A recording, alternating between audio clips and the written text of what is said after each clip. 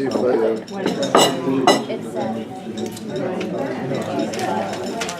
So I want to invite you to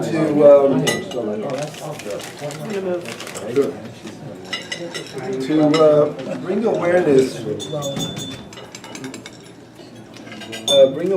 to the blessing of having eaten. It doesn't mean you need to, by the way, to stop eating. You can bring awareness to having eaten while you're eating. So keep eating, because then if you stop eating, I'll feel guilty about it. So I'm going to teach you a few words in Aramaic from the Jewish tradition, words from the Talmud, and I'll invite you to, now at your own risk, because I'm going to ask you to talk and chew at the same time. We have a doctor in the crowd. So let's try this. Blich, Rachmana, Malka, De Alma, Mare, Dehai, Pita. And I'll say Amen. So that is Aramaic for blessed is the merciful one, the sovereign of the whole world, who has provided this bread. Pita is bread. In Aramaic, in Arabic. Pita bread, that's where the word pita bread comes from. Pita means food or bread, right? So I'm scheduled to talk about Kabbalah, and I want to preface that with a few words. Maybe we'll start by saying that Kabbalah is a very broad concept. It's actually a Hebrew word that means to receive. Kabbalah means to receive. It is popularly known as the mystical teaching that comes down the Jewish tradition, right? So some say that Kabbalah goes way back to Abraham. Others will quote Rabbi Shimon Bar Yochai from the early centuries of the Common Era, etc. There are books, that ancient books that give us information that all together, all these books together, all these teachings together are called Kabbalah. It's a very broad discipline of study and of practice. I'm saying it because I want to narrow it down a little bit. In the 30 minutes that I have, I want to really focus it down to the following things. One is I'd like us to walk away from this talk with the teaching about balance. Balance in our lives. How things in our worlds, in the world, stand in balance. By the way, they never do. We know that, right? We pray for peace, but there is no peace because there is no peace in life. I mean, there are moments. But there's no real peace because life... I forget your name. Steve? Steve wants to take notes. Take notes? Yeah, he's just looking all around. I feel bad. Okay, well, that's a great segue because I have a gift for you. This is a Kabbalistic pencil. It's going to change your writing. All right. Take one and pass it. Thank you. Look carefully at the pencil and you'll see what I mean. All right. That was perfect, Steve. Thank you. I lost my pen. So we ask for peace, but there is no peace because, as we know, life really always works in a tension. When the tension is gone, what's gone? Life is gone, right? There's always a tension. So, but yet, yes? Are you going to tell us why that is? Like, why is it necessary that it be that way? Perhaps. we will see. But I want to talk today about balance and tension and how we navigate that, navigate life in that way. noticing the tension, being aware of the tension, and noticing the potential for balance, and always stirring our ship, right? We always stir our ship to more balance, etc. So that's one teaching I want us to leave with today. And the other thing is that I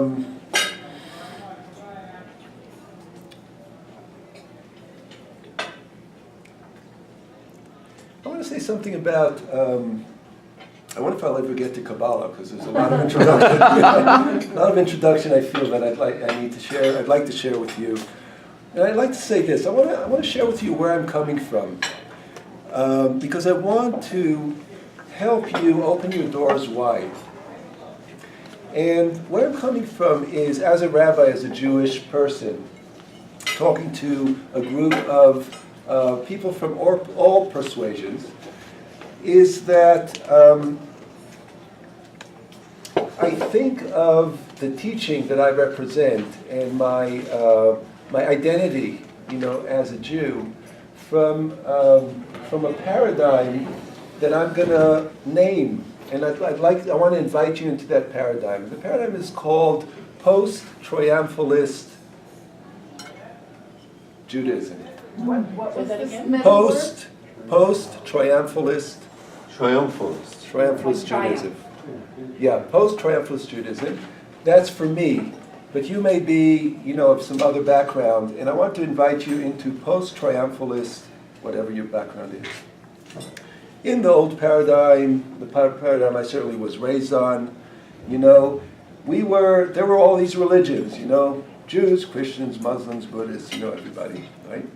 Everybody has a teaching about the truth, right? And if we're good, we're very tolerant of one another, and we kind of we're nice to others, but we know in the depths of our heart that they are in error. Because if we have the truth, if I have the one divine truth, you cannot be right. Right? So often when I sit together with other co-religionists, with other clergy from other religions, so there's this sort of like elephant in the room. There's this unspoken thing, because we all smile and we're all really friendly. But I know that I have the truth, and they don't. And one day they're going to wisen up. When is that going to happen? It's going to happen at the end of days. Can't they all be right? At the end of days, when the Messiah comes, all religions have a Messiah, everybody's going to see who actually triumphed. Okay, so that's called the triumphalist paradigm. Now I want to invite you into the post-triumphalist paradigm. The post-triumphalist paradigm says the truth is bigger than all of us. I'm going to talk to you about a mystical tradition today that the deeper we go into it, the more common it becomes with other spiritual truths, because the truth is really one. The more I'm going to talk about it, the deeper we're going to go into it, the less words there are to describe it anyway, because there comes a point where words don't really matter. So, in the post-triumphalist paradigm, I see myself or my tradition as a vehicle, a holder, container for truth. And for whatever reason, a reason that's beyond my comprehension, there are other traditions that hold a different vehicle, that has a different style, or different wording, or different emphasis for the same divine truth, or non-divine truth. The same truth. Okay? So I want to invite you into that, and it's important for me that you know that this is where I'm coming from. So you can really relieve yourself of the judgment that I'm a rabbi and that I'm Jewish and all that. And let's talk like people who come from different experiences, but are seeking something that's really universal. Okay, thank you. So I feel that this has been well received. So as I said, Kabbalah is a long tradition of, the truth as it's been channeled through the experience of Jewish communities and Jewish mystics over many, many millennia. It's been recorded. There are many books about that. How much time do I have? 10 minutes. Have 10?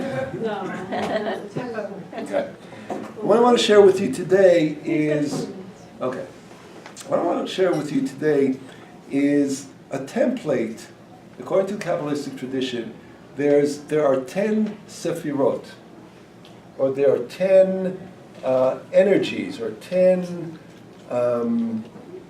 attributes, or 10 levels of consciousness that are defined and named by the mystics, and those, life is in the balance. Everything has that pattern of 10 in it. And we're looking at it right now, right? Here we are. We have 10 different levels of reality. Anybody see them? No.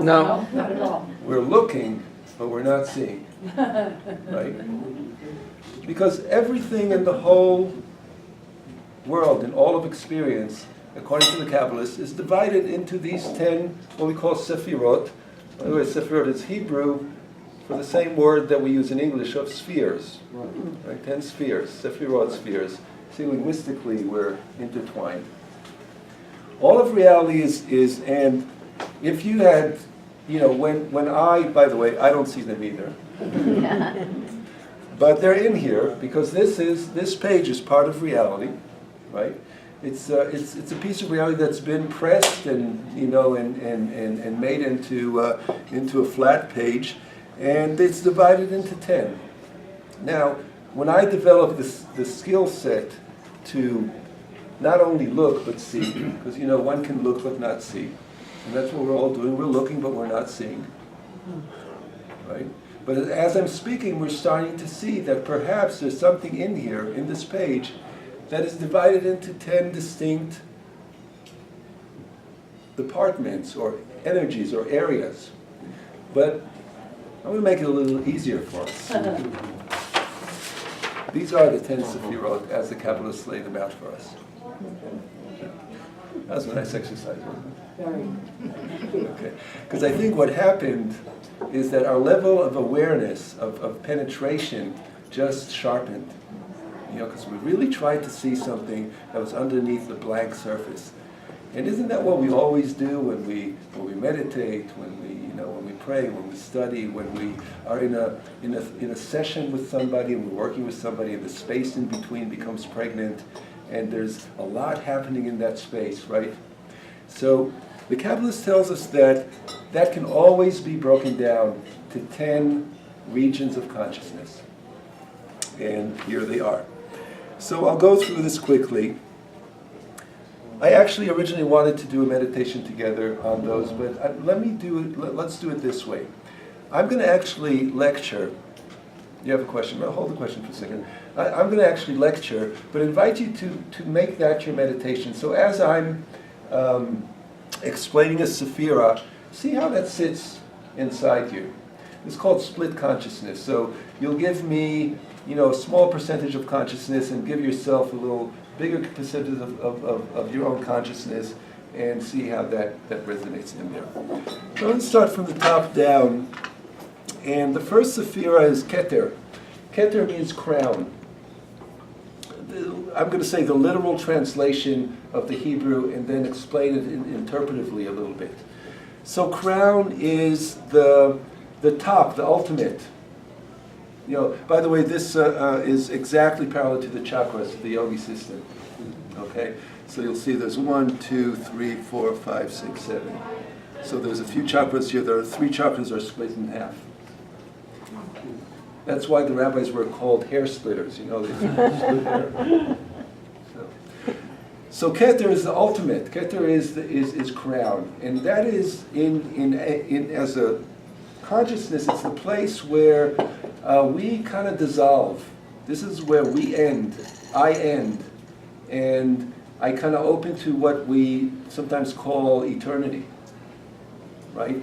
So me as an individual, I dissolve with you when I pass beyond Keter. It's that interface. Keter is the place where me and everything, are sort of like just interfacing. The next is Chokhmah.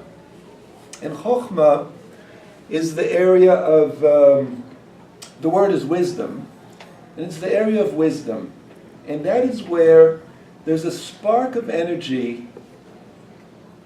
You know how when you have a thought, and if you're a creative writer, if you're creative, you are creative, everybody is creative. But when you have a creative moment, there's a spark of energy that comes before the actual manifestation, right? Before I have a thought, I have a feeling. I work with young students, and often students tell me, I know it, but I can't put my finger on it, I can't put the word to it. That's Chokhmah. It's that inner knowing that is not yet articulated. Right? Here. It's the burst of something coming into being, either mentally or emotionally, creatively, etc. Chokhmah. Wisdom. The next is Bina. Bina is the place of, literally called understanding. It's a place of distinctions. It's a place where there's an articulation. So, what in Chokhmah was an impulse, an energy, in Bina becomes differentiated. It gets an individuality. It gets a name. Bina is a place where it gets a name, where there's some clarity of something new coming into being. That's an area called Bina. From Bina, we go down to the Sfirot called Chesed.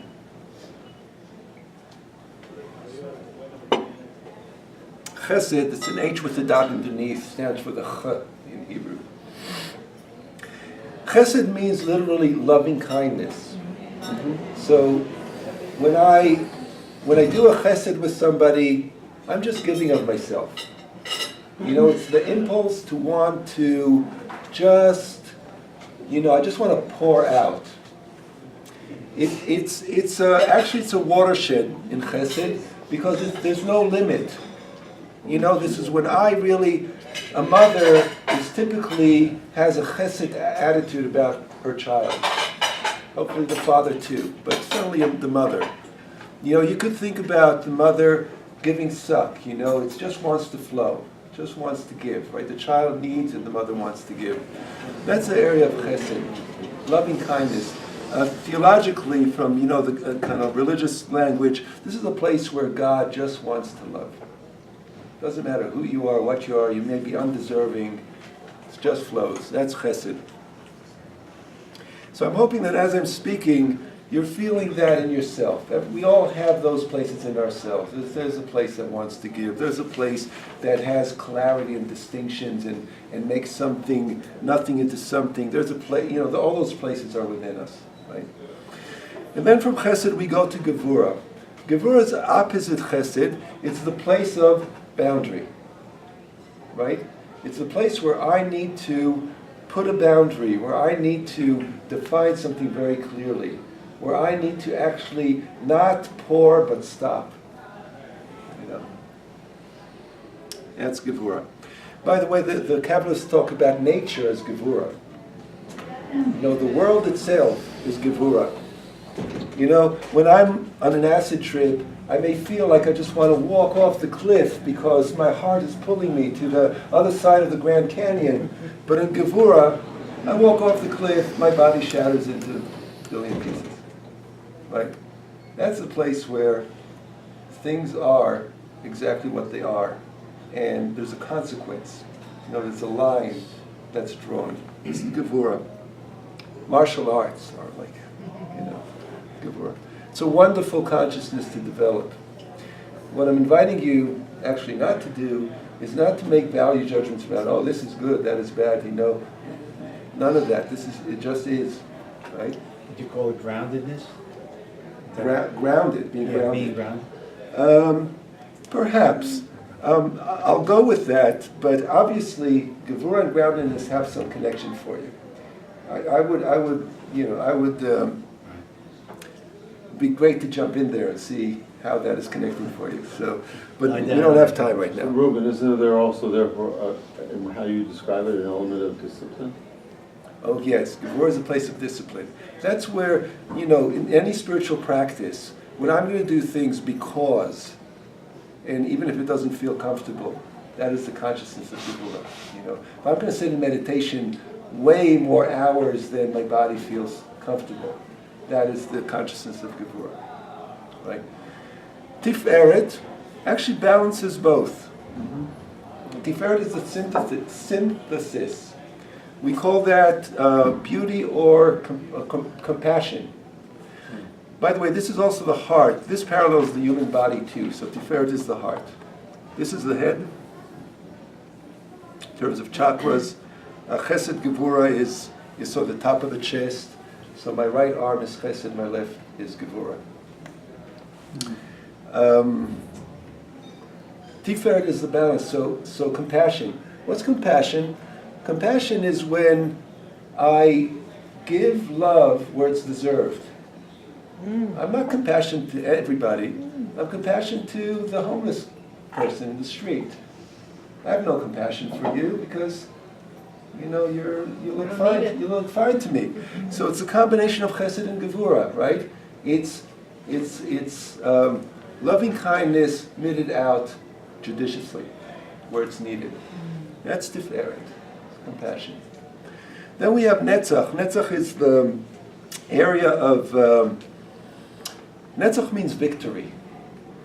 And it's the area where a process is accomplishing its goal. It's the consciousness of the get-goer.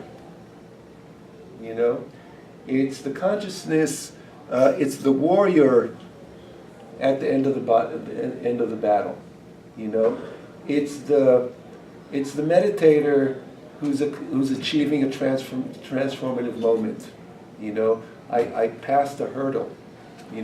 It's when we get to the end of a goal, right? It's active. That's Netzach. Hod is passive. Hod means literally glory, perhaps. But it also really means the deeper meaning of Hod is Hodaya, or head. So it's a place of reverberation. It's a place where I allow things to be. I'm relating to the process, I'm relating to the world, but I'm allowing it to reverberate. It's a place of gratitude. It's a place of humility. Would it be like acceptance? Place of acceptance.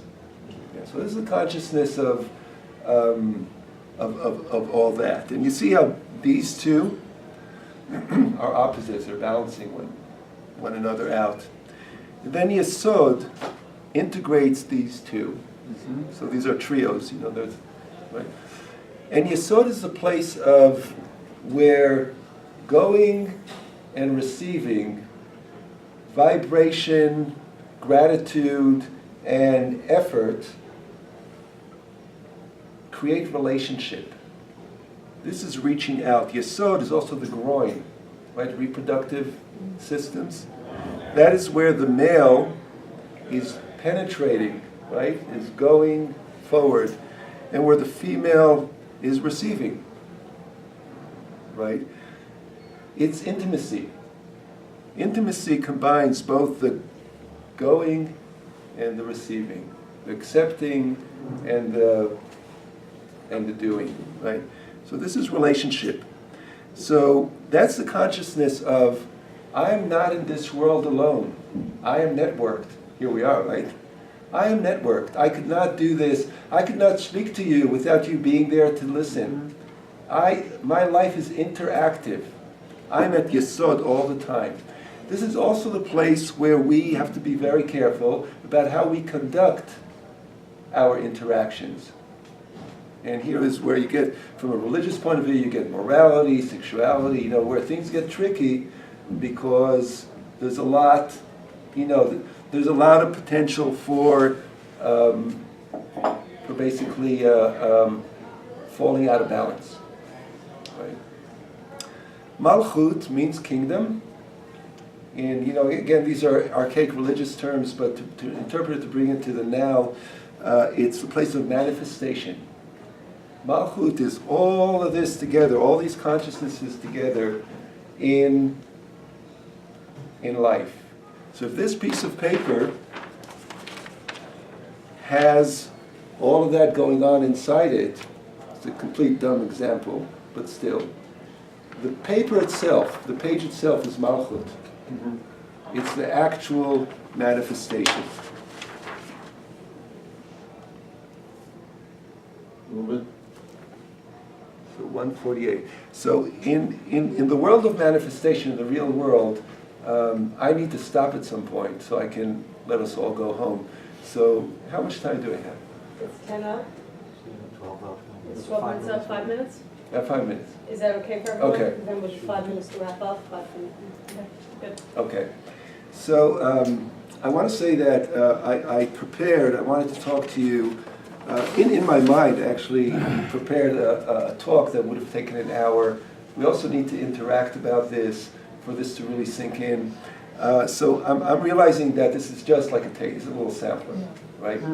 But I want to give you a little bit of a feel of the system, of the thinking, the template that kind of animates how Jewish mystics have looked at, the map of reality. And these are the five levels of the soul. And I'll show you those levels here in a minute. So 1, 2, 4, 5. So the soul, according to our sages, has 5 levels. Nefesh, ruach, neshama, chaya, yechida. And by the way, that integrates in with the Sfirot. So I really wanted to share more than I was realistic about, but you'll see that here. So Nefesh is right here, Chaya is right here, Neshama is right here, Chaya is here, and Yechida is eternity. So, so that's, it kind of integrates. Let me stop. I'll take a question or two, and then I'll conclude. Can you go to the other page again? Thank you. That's technically. It's funny, I need You know, some Second time the joke doesn't work as well. I was going to say Yeah. something so interesting for me that's just popping out when you were doing the other page. Sure. Last week at our workshop on Thursday night, Yeah. we did scientific reports that show each person's this is all, everything we went over right here, but wasn't named the same things. But I missed. Yes, and it shows you individually where you are actually defined Right. energetically and where you're not, and you cannot change it. You are born with that. Yes. And what it did was it helps people. Then he did some single interventions with people to show them why things in their life are happening, and then it kind of like made it okay for people. Like it was, people were crying. I mean, it was like Right. amazing things that people were like couldn't break through, and then it was like this just brought out the breakthrough. Right. So you're sitting here today going over this, and I'm Yeah. going, oh my Yeah. God, It's this is such, good stuff. this is all about, Yeah, I it's love all it. about consciousness, and when we know where we sit, which of these bulbs is actually shining stronger in us, we have such a better way of knowing who we are. Exactly. Yeah. Another thing is But that, then isn't there Go also of- the possibility to change You know that? that it's. Sure. I mean, it's not like you're stuck with that, it can't be changed. okay, so, And then grab on. right, so very good, so Daryl, Carol is saying, can't you change it? Yes, absolutely. The one way of looking at it is that we come into the world with the opportunity to develop all the others. But it's good to know where you sit, because if you have illusions about, you're a Gevura person, I'm actually, I think I'm somewhat of a Tiferet person, but I always feel bad about myself because how come I don't have more, like, I want to be macho like Rambo, and it's just not, this is not my center. I'm not a Rambo. I think it seems that knowing what your center is would help a person accept who they are, That's rather exactly than what we did last thinking week. about, oh, I'm supposed to be some other way, or why aren't I that way? You know, because if you can't accept right where you are, then you can't change or transform. Absolutely. Okay, so you But how do you find out what you're Well, saying? Carol, you can call me and I can run a report. go. Oh. What's his Just call me name? if anybody wants. The guy to. from Australia. He's amazing. He runs He's absolutely- scientific yeah. reports on this. It's super Yeah. interesting. So just get in touch with me. Go talk to What's Daryl. it called? There's this coach from Australia. What's his name? Tony. Anthony from Australia. Anthony. He's fantastic. The guy's Anthony from energy is Australia. amazing. Well, Yeah. I just wanted to express that I've considered most of, though not quite all of these Sfirot or elements, and I find that they're very similar to, I don't know how many people are familiar with Abraham Maslow's process of self-realization, and then and when becoming a self-realized person is sort of analogous to reaching the level of the consciousness of Malchut, which is sometimes interpreted, it's all the things that Reuben said, but also as nobility. In other words, when you're like something that's like a bodhisattva. Right. There's obviously many different ways to to relate to this scheme. I think one of the things about this is that, yeah, you are what you are, so you don't have to feel bad, you're not, everything. The other thing is, we often connect either in business, partners, or in marriage, with people who have what we don't have, and you can see it on their chart. Yeah. It's like they have it filled in and we don't, Yeah. and it's amazing Yeah. when you see that. And it makes you understand also why your relationships, certain aspects of the relationship don't work.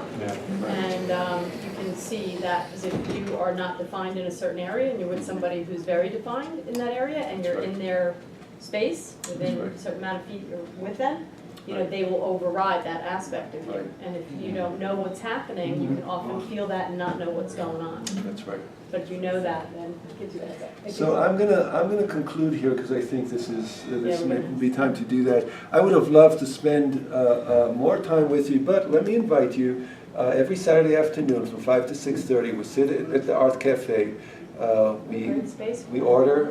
It's a Love it. great space, and we discuss. Yeah. We discuss this. It's a conversation that just goes on and on. The conversation is eternal. So. Yeah. And we're actually right now studying this book, which is called Credo for a Modern Kabbalist, which was written by my rabbi, an elder, wonderful sage, Rabbi Zalman Schachter Shalomi, 89, bless his heart this year, lives in Boulder, Colorado, a wise man. We've been working through this book. We're somewhere. Philip is in the class, Cheryl is in the class, Dorothy, who we have a few people here. So come on down and join us. There's nothing I love more than having this conversation. It always is frustrating at the end because the answer is never there. It's just another question to keep for the next week. As you know, I think this is not news, but we follow, we explore the system and life itself. I just wanted to point one more thing is that if you connect all the possibilities of connecting the 10 Sefirot, you get 22 connections. 22 connections.